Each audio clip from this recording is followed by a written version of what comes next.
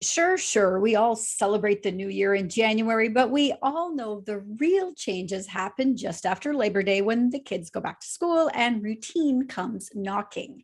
Whether you're dreading it or looking forward to it, Terri Lowe has got you covered. A mom, wife, businesswoman, and avid traveler, Terri has made a complete change with her outlook on wellness and structured her life to have a positive outlook and can-do attitude. As a Weight Watchers coach, Terri helps others find the wellness habits that work for them. She joins me now to discuss the real New Year transition coming our way, fast and furious. Welcome to the show, Terri. Hello, thank you. So happy to be here. So it's summer. I mean, and even the most disciplined among us tend to let things slide a bit. Has this been your experience this summer?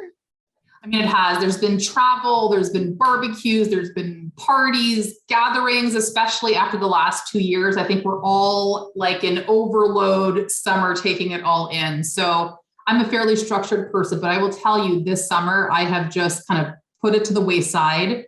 And I was just thinking to myself, I'm counting down the days till September because I miss the structure and I miss the routine. And I really can't wait to get back to it. I too, honestly, am looking forward to a little bit of return of the routine. I want to know how you prepare for that, though. Do you prepare ahead of time, or do you have this so ingrained in your being now that you're ready to just sort of jump in come the day after Labor Day? Yeah, so I kind of always start before. So I've already started my prep. So, through the summer, I allow myself some flexibility, and that's where my outlook has changed. And that's where Weight Watchers has helped me. So I follow the program more loosely through the summer. I allow myself to enjoy the foods I love maybe a little bit more. I slow down my body movement, but then come the fall, I have this natural way to go back.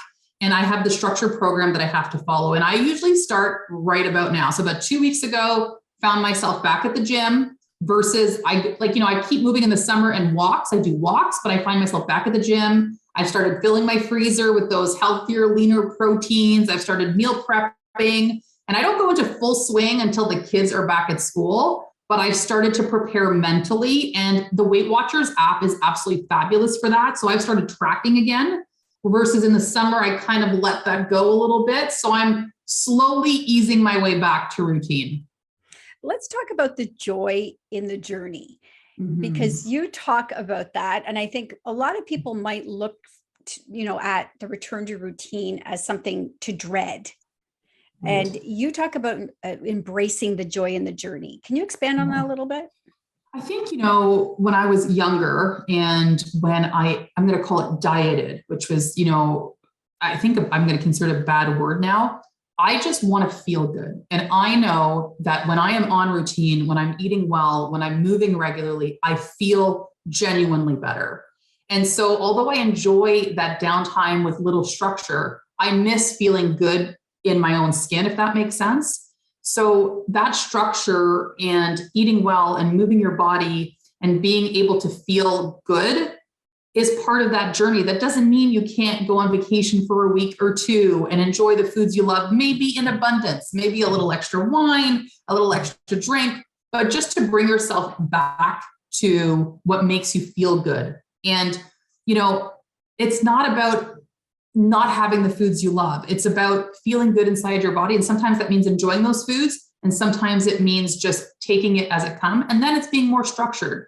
And so that's the journey. It's not about always being on and never giving yourself any leeway. It's just about enjoying that time, but also being conscious of your movement and what you're feeding yourself. I really love this because it's sort of been an evolution over the years. I remember my grandmother used to do Weight Watchers, and she said it was the only thing that ever worked for her. But back then it was very much about diet culture. This is really about wellness. And I like that you're not really denying yourself anything. Is that right? It is. So, what's wonderful about the program is you get to eat foods that you love, and it teaches you moderation. And that about 2 years ago was my focus, is how do I get to a place where I get to enjoy a little bit of everything? I don't feel deprived. And this teaches you, like, how much can I have? Like, what does, an average portion mean? It teaches you that. I remember, if I go way back, I've tried every diet under the sun. And so let's take keto as an example. I did keto for a long time, but you simply could not eat foods. And over time, I just felt deprived, and it just crashes. And then you go in abundance mode.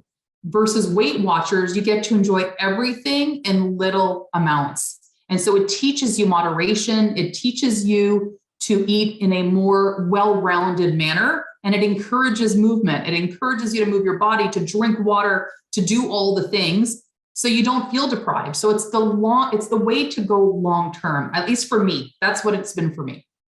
It sounds to me like this is really much more of a holistic approach rather than just centered in and around food. This is about movement and about mindset as well. Are those the things that help you out through the app and through working with coaches? It does, because the way the program works is if you move your body, you get additional points. If you eat your veggies, you get additional points. If you do all the things that you drink enough water, you get additional points. So you do all the things that are really for your well-being, that are better for your body and for your health. And it allows you more flexibility. So instead of depriving you, it encourages you to do all the right things. And so it teaches you all the right habits. Yeah, I mean, I'm sitting here, I'm thinking, I don't really need to lose weight per se, but I definitely need to focus more on my health. And this really sounds like that's what you're focusing on, is the health aspect of it, rather than just that physical, I guess, look people talk about a lot. Yeah. Funny, because I have a family member who saw me doing the program, and this person is extremely healthy, very active. And he said, I'm going to do it too, just to be more self-aware about what was going in, how much he was putting out. And he's been on it ever since, just tracking to understand, to be more mindful of overall health. And so that's what it's been for me. And it's about a lifestyle now for me. So I used to chase a number on a scale. Those days are done. I chase a feeling. And when I'm eating right, when I'm following the Weight Watchers program, I feel at my best.